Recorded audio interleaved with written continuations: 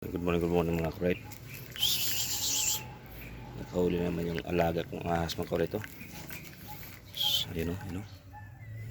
Yan o, magagaling talaga to stick boy na to. Yan o. Yan o. Yan.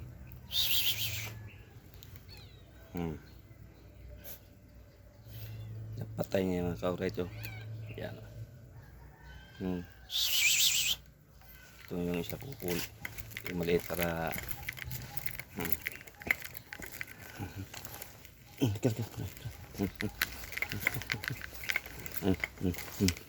yan.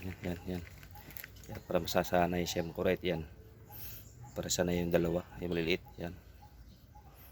Yan, kahuli na may ahas malaki o. Yan o. Pinagtulungan nilang tatlo. Yan o.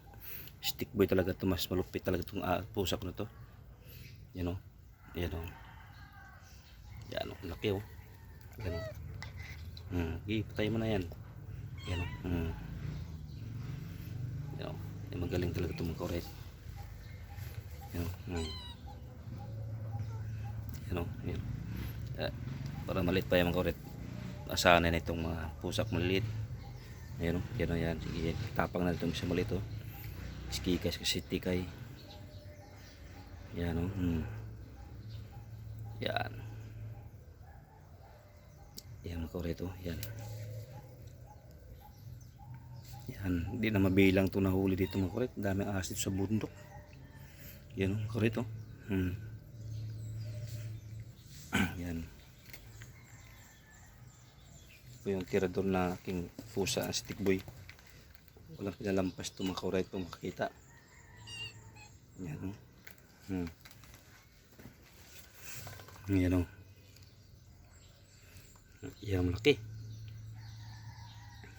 Yan o.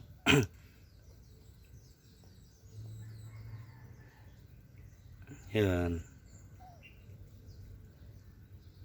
Yan mga kuret. Malupit yan mga kuret.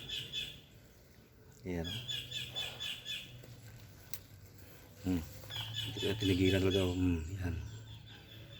Itong malaki o. Kala stick boy buhay pa. Yan o. Gumagalaw pa yung mga buntot ng kuret o. Yan.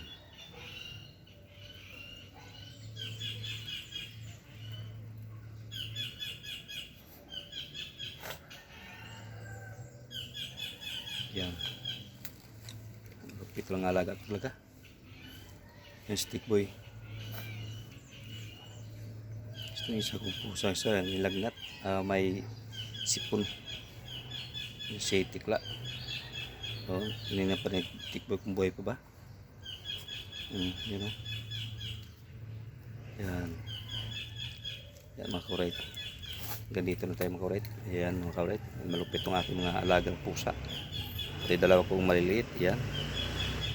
Malupit to. Yan, sinanay ko habang maliit pa.